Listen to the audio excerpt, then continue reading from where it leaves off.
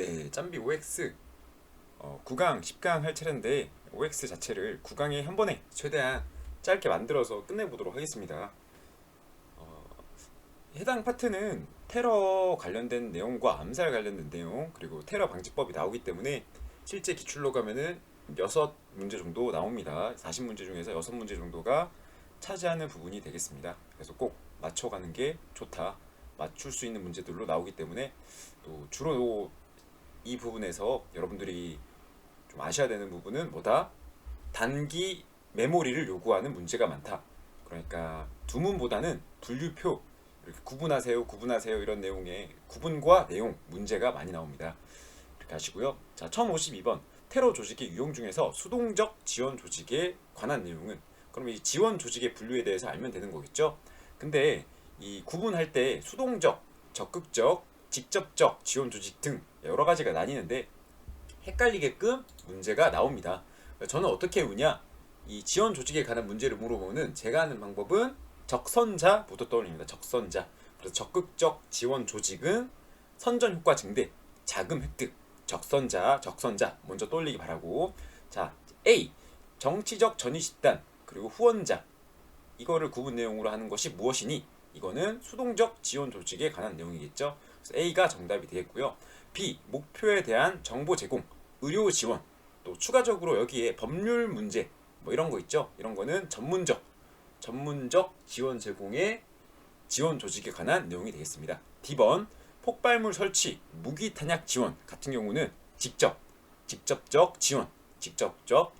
이게 왜 헷갈리냐? 대차공이라고 해서 죄송합니다. 이제 공격 대차공이 아니라 이 공격을 직접 하는 조직이 있거든요. 행동 조직. 그런 거랑 또 헷갈릴 수 있기 때문에 폭발물 설치랑 무기 탄약 지원이 직접적 지원 조직이라는 거 좀 아시기 바라고. 제일 중요한 거는 수동적 지원 조직과 적극적 지원 조직의 이 혼돈. 왜냐하면 수동적 지원 조직이 내용이 뭐 돈이 들어온다, 멀리서 준다 이런 느낌이 있는데 저는 적선자 해버려서 이제 적극적은 선전 효과 증대, 자금 획득 이렇게 구문지어서 외우고 있습니다. 나머지 대테러 부대는 쉬워요.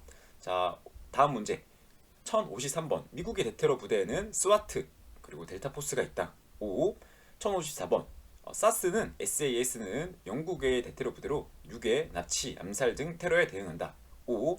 1055번 독일의 대테러 부대에는 지즌 GSG9이 있다. 아닙니다. GIGN 같은 경우는 프랑스의 대테러 부대가 되겠으며, 또 GSG9 같은 경우에는요 그 독일의 대테러 부대가 맞고 미넨 올림픽 때 검은 9월단 테러 조직과 관련된 사건을 행하였다. 다음 문제 한국의 대테러 부대에는 KNP 868이 있다. KNP 868뿐만 아니라 KNP 808, 707 특임대가 있으며 707 특임대 같은 경우에는 다른 나라에서도 좀 배우러 오더라. 자, 868, 808 떠올리시려면요 88 올림픽 있죠. 그때 대테러 부대가 많이 만들어졌다 우리나라에서. 이렇게 아시면 좋겠습니다. 다음 문제. 아하, 이거 쉬운 문제죠. 보이지 않는 작은 금액 자동적으로 입금되도록 한다. 이자와 관련된 문제 나온다. 이거는 패킷 스니퍼 기법이 아니라 살라미 기법. 조그마한 이익에 중점을 두어서 살라미 기법 이렇게 하시면 되고요. 스니퍼 기법은 스나이퍼를 떠올려서 몰래 훔쳐본다. 패킷을 감청하는 거, 몰래 감청하는 거를 패킷 스니퍼. 조그마한 이익을 긁어모으는 거는 살라미 기법이 되겠다. 다음 문제. 위해 기도자의 암살 계획 수립 및 내용에 관한 설명으로 옳지 않은 것은 A. 경호 정보 수집, B. 무기 및 장비의 획득, C. 공모자들의 임무 분배, D. 인명 및 재산 손실에 대한 분석. 자, 보면은 답은 D번입니다. D번. 인명 및 재산 손실은 암살 계획 수립에 들어가지 않습니다. 암살은 사람을 죽이는 거기 때문에 뭐 암살 목적이 대체적으로 전정의 개경심, 저는 전정의 개경심으로 외웁니다. 전략적, 정치적, 이념적, 개인적, 경제적, 또 심리적 요인으로 나누기 때문에 굳이 인명이나 재산 손실에 대한 분석이 하지 않고 자신의 암살 목적에 맞는 암살이 이루어져야겠죠. 그래서 그 사람이 어떻게 경호원들을 몇 명을 데리고 있는지, 또는 내가 어떤 무기로 죽일지, 너는 이 임무를 맡아, 이런 거는 포함이 되어도 또 인명 및 재산 손실에 대한 분석은 포함이 되지 않는다.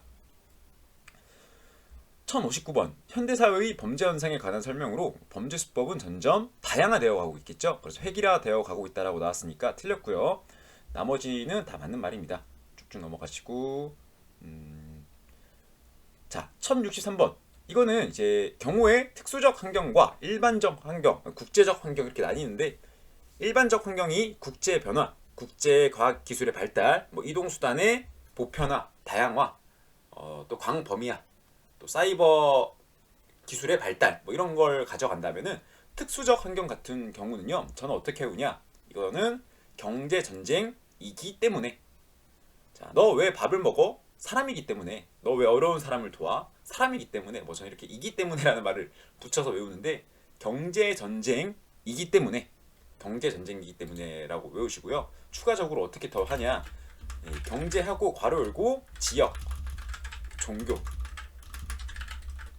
전쟁이기 때문에 이렇게 외웁니다. 뭐 이렇게 하시면 되고 왜 이렇게 외우냐? 왜 경제 전쟁이라고 외워? 하면요. 이 경제 전쟁이라는 단어를 생각하면 저는 왠지 모르게 분노라는 개념이 떠오르더라고요.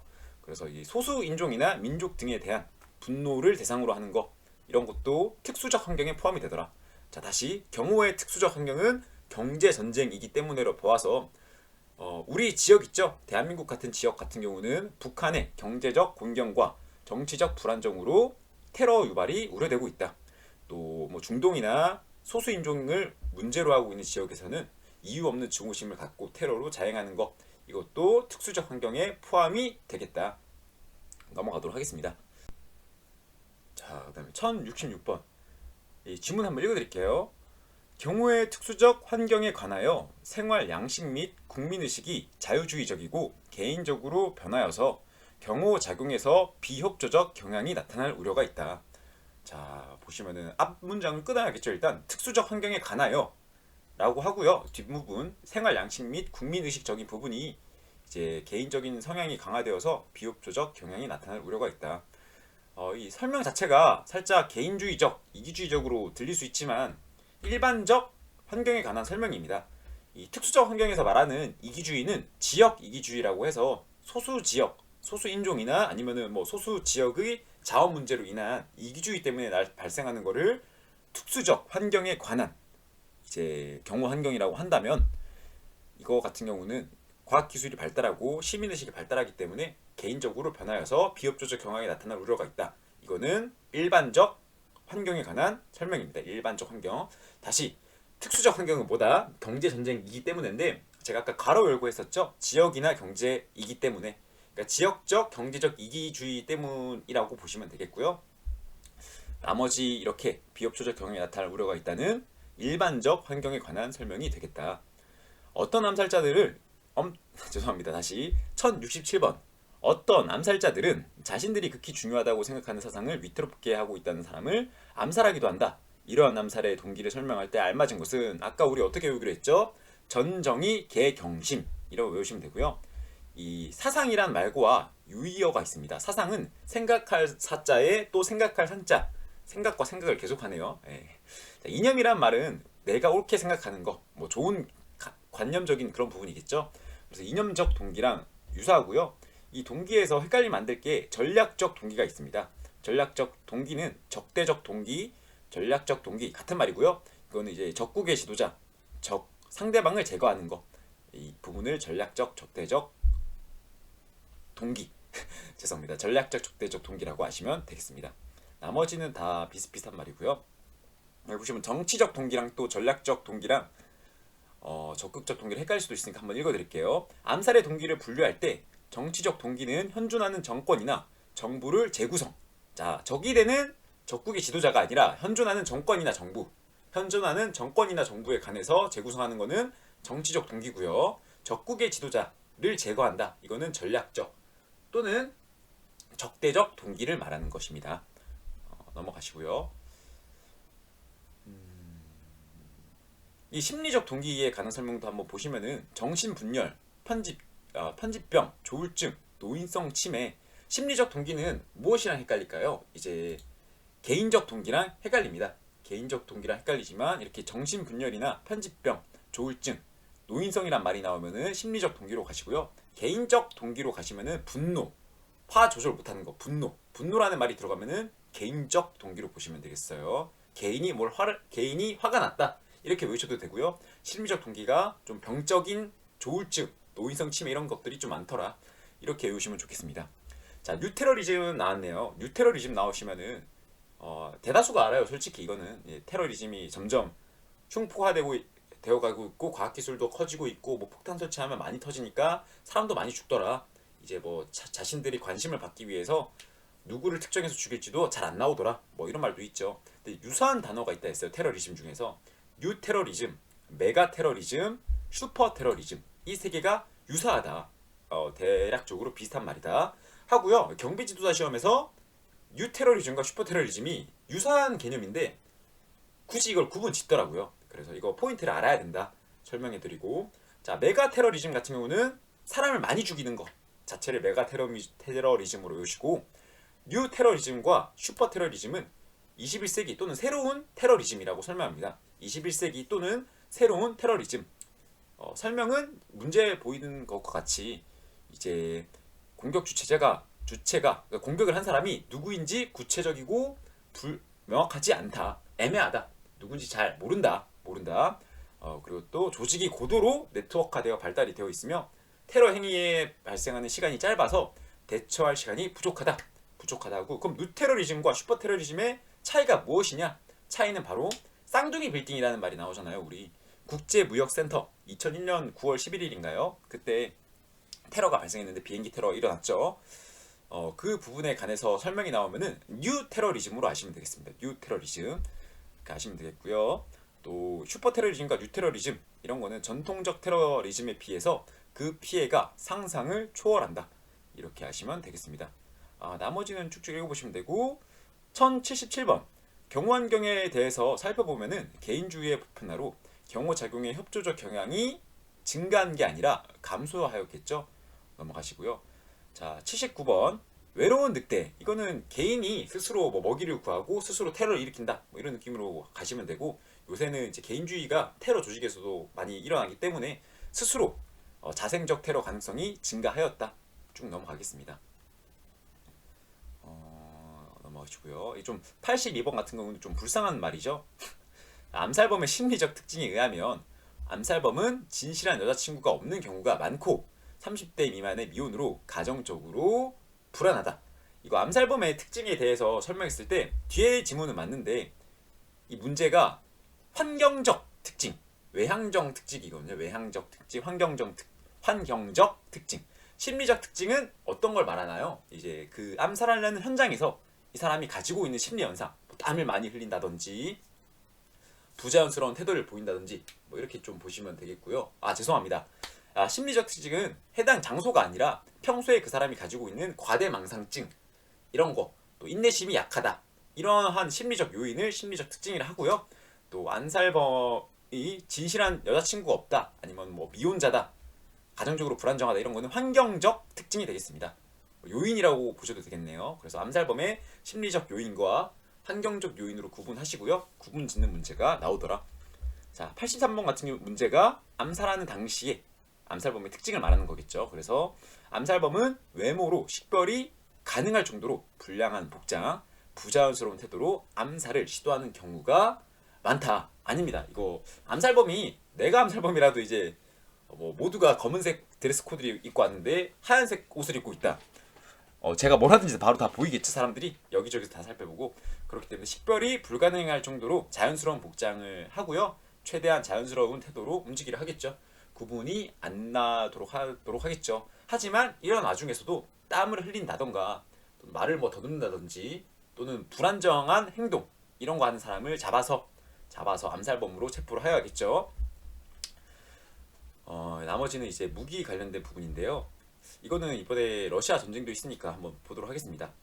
화학무기 분류에 의하면 VX는 신경작용제로 김정남 암살 시에 이용이 되었다.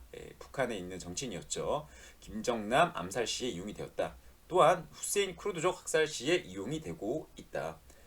유엔 대량 살상 무기로 지정이 되었으며 증상으로는 흡입, 섭취를 통해서 체내 흡수 시 근육경련과 신체 마비, 동공 축소가 발생하며 뇌 중추부에 치명적 손상을 입힌다. 맞는 말입니다. VX가 화학 무기 중에 일종이구나. 이렇게 아시면 되겠고요. 최근에 백린탄도 이슈가 되고 있죠. 유엔에서 사용해서는 안 될 무기, 사람을 많이 죽이는 무기다라고 지정을 했던 백린탄. 이 백린탄 특징 같은 경우는 무엇이다? 한번 타면은 모든 연소물이 연소가 될 때까지 타들어가는 게 조금 위험하더라. 이렇게 하시면 되겠습니다. 1085번 질식작용제는 호흡에 의해 체내에 흡수되면은 혈액에 의한 체내 세포로서의 산소 운반을 불가능하게 한다. 이 틀린 말이죠. 질식작용제 같은 경우는 폐수종을 일으킵니다. 폐를 직접적으로 공격을 해서 폐 자체를 못 움직이게 합니다. 산소 운반을 못하게 하는 거는 우리가 혈액 내에 헤모글로빈이라는 산소 운반 책이 있거든요. 헤모글로빈이라는. 그래서 질식작용제 같은 경우는요. 폐 조직을 직접 때려서 질식을 일으키고요. 물에 뭐 잠근다. 폐수종.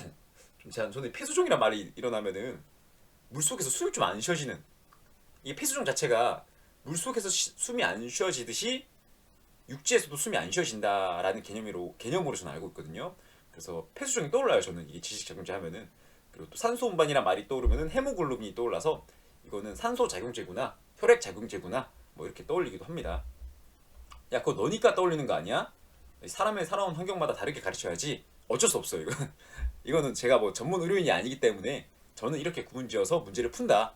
여러분들 뭐 이렇게 본인만의 특징이 있으면은 이 설명을 넘어가셔도 되고, 뭐 굳이 안 떠오를 것 같다. 시험 칠 때만 맞추면 되잖아요, 우리. 그죠? 그렇기 때문에 이렇게 아셔도 좋겠다 싶습니다. 자, 테러는 특정된 소수의 인원에게 공포를 심어주기 위한 행동으로 정치적, 사회적 목적 달성을 위해서 시행하는 것은 보기 힘들다. 아니죠. 이 정치적, 사회적 목적 달성하기 위해서 일어나는 게 테러입니다. 또 테러는 정치적, 특정한 목적이 있는 거죠. 그래서 목적을 이루기 위해서 계획을 세우고 이루어집니다. 그래서 우발성은 약하고요. 경호학에 있어서 우발성이 나오는 부분은 어디일까요? 경방대. 우리 이제 직접 대응할 때 있죠. 경호 활동에 있어서 직접 대피시키거나 상황을 대처할 때, 그럴 땐 이제 우발성을 고려해서 여러분들이 방어를 해야 하고요. 그리고 또 그거 외에는 우발적이기보다는 전부 다 계획적으로 일어나기 때문에 우리가 이때까지 경호학에서 배웠던 뭐 계획적 아니면은 뭐 준비, 정보 활동을 파악하여서 사전 예방 경호를 하여야 한다든지, 즉시 활동에 대비해서 경호 인력을 배치해야 한다든지, 이렇게 개념이 성립이 되어 있습니다. 그렇기 때문에 우발성도 계획에 들어가긴 하나 대체적으로 직접 경호에 있어서만 우발성이 나오고요. 그 외쪽으로는 다 계획적이라고 본다. 그래서 테러 자체도 무엇이다? 계획적이다. 계획적이다. 여기까지만 아시면 되고, 나머지는 다 여기 보시면은 뭐 즉흥적이며 비정치적인 폭력 행위이다. 이건 틀린 말이 되겠습니다. 나머지는 다 뭐 보시면은 다 아는 내용들이라서 넘어가고요. 자, 테러와 게릴라전의 차이는, 게릴라는 그 지역 주민이 힘을 실어줍니다. 응원을 합니다. 하지만 테러는 이러한 것보다는 정치적, 이념적 목적 달성에 그 의의를 둔다. 넘어가시고요. 테러는 경제적 이익이나 개인의 복수보다는 정사민, 정치적, 사회적, 민족적 목적을 바탕으로 합니다. 테러리즘의 유형에 의하면 흑색 테러리즘은 프랑스 혁명 직후 프랑스 정부에 대한 공격 행위를 가했던 테러를 뜻하는 말로, 현재에는 우익에 의한 테러 행위를 지칭한다. 자, 프랑스 혁명 이런 거 나오면은 좀 프랑스란 혁명 개념 자체가 이게 인권 혁명으로서 좀 유명한 혁명이거든요. 좀 깨끗한 느낌이 있어요. 그래서 이 사회과학적으로 프랑스 혁명이 우리 시민이 주인이 된 사건이잖아요. 그래서 좀 깨끗한 느낌이 있으니까 백색 테러리즘 이렇게 외우시기 바라고요. 자, 나치. 우리 독일 나치 떠올리면은 그 옛날에 독일 나치 군대에 들어간 젊은 사람들이 너 왜 나치군이 되었어? 라고 물어보니까 그 나치군들이 입었던 검정색 코트가 있어요. 엄청 긴 코트가. 그게 이뻐서 들어갔다 라고 한 사람들이 있거든요. 그래서 그거와 연관지어서 흑색 테러리즘은 독일 나치와 관련된 테러리즘이구나, 이렇게 아시면 되겠습니다. 쭉쭉 넘어가시고요. 나머지는 아까 설명해 드렸고, 이런 거 봐. 1097번 같은 지문 같은 경우는요, 이거는 기출 지문이니까 어쩔 수 없습니다. 외울 수밖에 없는 부분입니다. 이런 건 여러분들이 외워주시기 바라고. 96번은 기출된 지문은 아니고요. 다른 학자들이 좀 주장하는 지분인데 한번 읽어보도록 할게요. 테러리즘의 발생 원인론에 의하면 열망적, 점진적, 정감적으로 박탈감이 생겨나서 테러가 발생한다고 설명하는 것은 동일시 이론이다. 아닙니다. 이건 박탈감 이론에 관한 설명입니다. 그러니까 테러리즘이 발생 원인론, 왜 발생하느냐 이런 것도 구분하는 이론들이 있더라. 그러니까 그러고 보니까 뭐 동일시 이론도 있고 박탈감 이론도 있겠죠. 동일시 이론은 뭐 다른 테러 조직과 동일시 여겨서 아니면 내가 피해를 봤다고 동일시 여겨서 이렇게 동일하게 느낀다. 이런 감정이 들어간 이론을 동일시 이론이라 하고요. 이렇게 점차적으로 박탈감. 난 이제 아무것도 못해. 이대로 가다간 아무것도 안 될 거야. 뭐 이런 느낌으로 테러가 발생한다는 거를 박탈감 이론 이렇게 구분을 좀 지으시면 되겠고 아직까지 이론에 불과하고 좀 밀어준 학자들이 없어서 출제가 안 되었더라. 까지만 알면 좋겠죠. 좀 생각보다 시간이 많이 가네요. 자, 나머지 또 사이버 테러 기법이 좀 나오네요. 이거는 민간 경비론을 알면 좋다. 자, 스마트폰의 문자 메시지를 이용한 공격. 이거는 스미싱이라고 하고요. SMS, 스미싱 이렇게 합니다. 스미싱. 서비스 거부는 디도스라고 해서 여러분들 우리 코로나 같은 경우 이제 인원 제한이 있었잖아요. 그죠? 테이블당 인원 제한 이렇게 있었는데 테이블이 꽉 찼어요. 그러면 그 가게 운영하시는 분이 죄송합니다. 이제 입장 거부합니다. 못 들어오세요. 코로나 때문에 하듯이 인터넷에 있어서도 트래픽 초과라고 해서 들어올 수 있는 이 인터넷 접속자들의 수가 넘으면은 서비스 거부를 합니다. 이런 거를 서비스 거부라고 하고요. 왜 이런 게 발생하냐? 좀비 컴퓨터를 만들어서 이 잠자는 컴퓨터 있죠. 여러분들이 가령 컴퓨터를 앞에서 하고 있으면 다행인데 컴퓨터를 켜놓고 화장실에 갔다. 아니면은 외출을 했다. 근데 컴퓨터를 강제적으로 누군가 원격 조정해서 특정 사이트로 들어가는 거예요. 이러한 현상이 뭐 10만 명, 100만 대의 컴퓨터가 있다고 치면은 해당 컴퓨터 해당 그 영업하는 인터넷 사이트는 실질적으로 사이트를 이용하려는 사람은 한 명도 없는데 100만 명이라는 가짜 손님을 받아서 실질적으로 이제 사이트를 이용하려고 들어온 사람의 서비스를 거부하게 되는 현상, 이런 거를 트래픽 초과라고 해서 디도스 서비스 거부 공격이라고 합니다. 1100번 사이버 테러 기법 중에 허프건은 이 고출력 전자 출력 무기로 망가뜨리는 거고요. 마이크로웨이브파를 발생시켜서 망가뜨리는 것 같은 경우는요. 전자폭탄입니다. 전자폭탄. 추가적으로 논리폭탄이라고 해서 이 컴퓨터의 논리적 기능, 또 해석적 기능을 망가뜨리는 논리적 기능을 약점을 파고드는 것을 논리폭탄이라고 합니다. 외워야 될 게 세 가지가 있겠네요. 허프건, 전자폭탄, 그리고 또 논리폭탄. 알겠죠? 여기서 지문에 나오는 마이크로웨이브파가 관련된 거는 전자폭탄, 그리고 허프건 나오면은 고출력 전자기장. 이렇게 외우시면 좋겠습니다.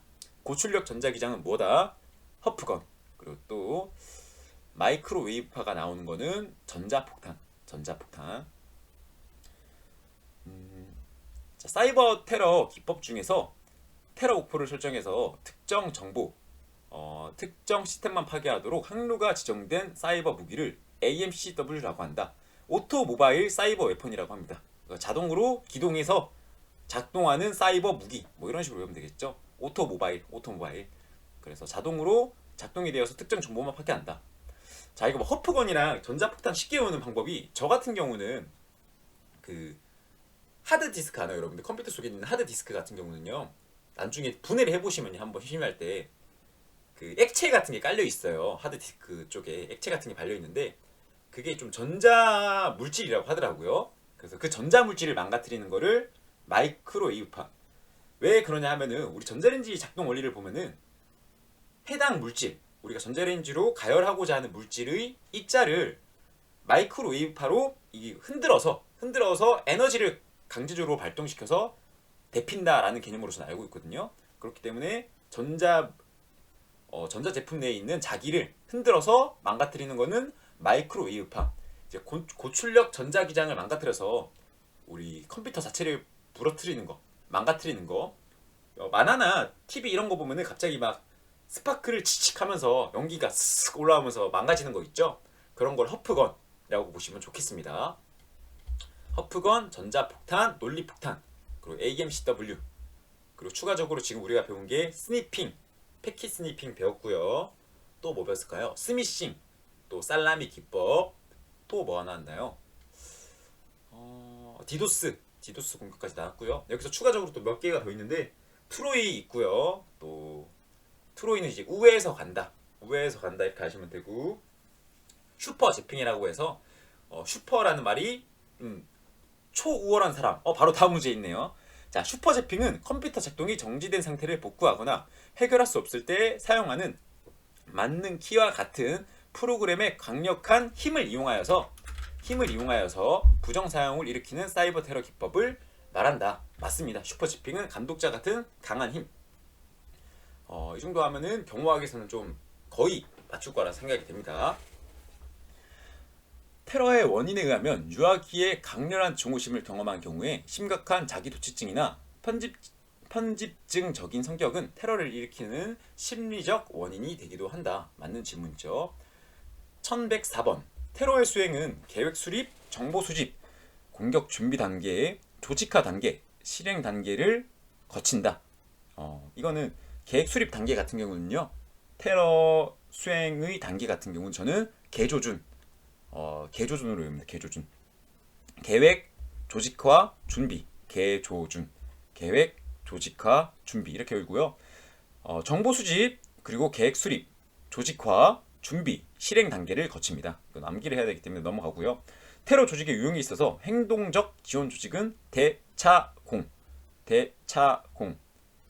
이거 같은 경우는 틀린 말이죠. 행동적 지원 조직 같은 경우는 우리 영화에서 보면은 행동대장해, 이제 깡패 영화나, 죄송합니다, 이게 좀 암흑 세계, 뒤쪽 세계 사시는 영화를 보면은 이제 행동대장해 이렇게 하잖아요. 너가 직접 가서 적 조직에 있는 보스를 죽여라, 행동대장을 해라. 그럴 때 직접적으로 공격하는 사람을 행동적 지원 조직이라고 보시면 좋겠고요. 대차공 같은 경우는 공격 차량 준비하고 탄약 준비하고 대피소 준비하고 이런 것보다 직접적 지원 조직이다. 직접적 지원 조직.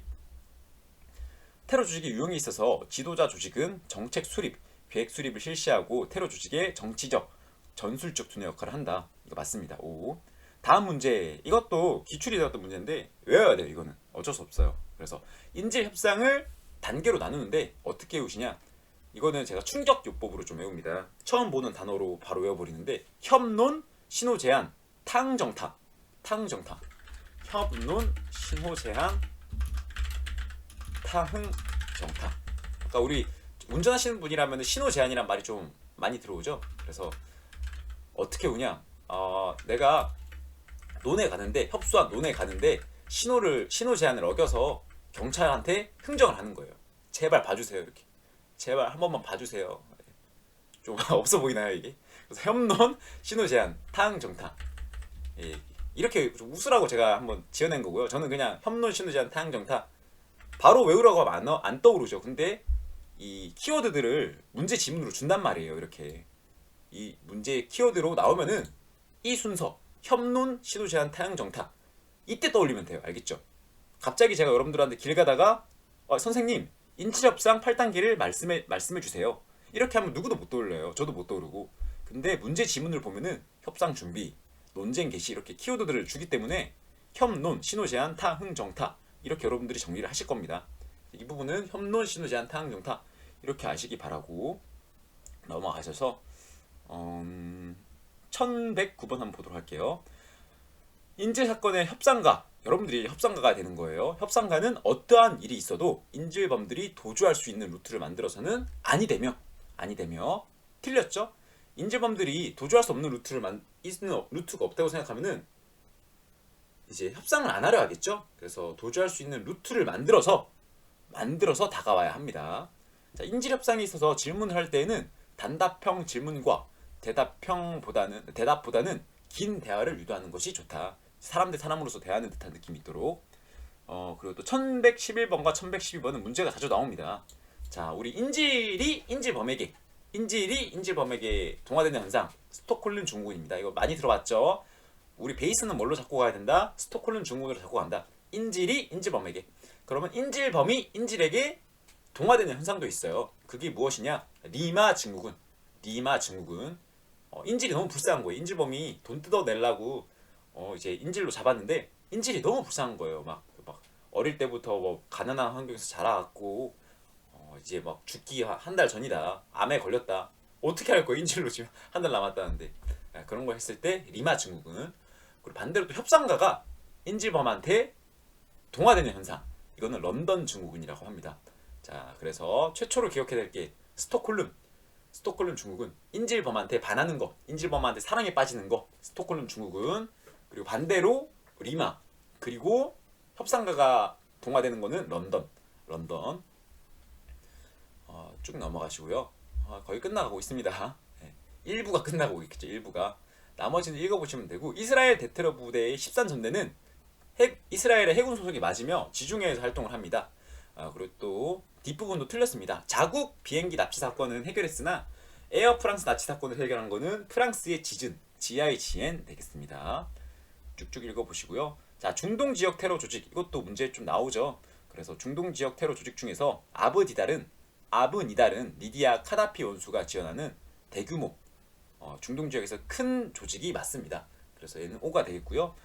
중동 지역 테러 조직 중에서 이 아브니달은 별로 안 헷갈릴 거거든요, 여러분들. 왜냐하면은 리디아, 아브니달 뭐 이렇게 외워도 되고요. 뭐 크더라, 달처럼 크더라, 뭐 이렇게 외우셔도 됩니다. 그래서 아브니달은 별로 안 헷갈려요.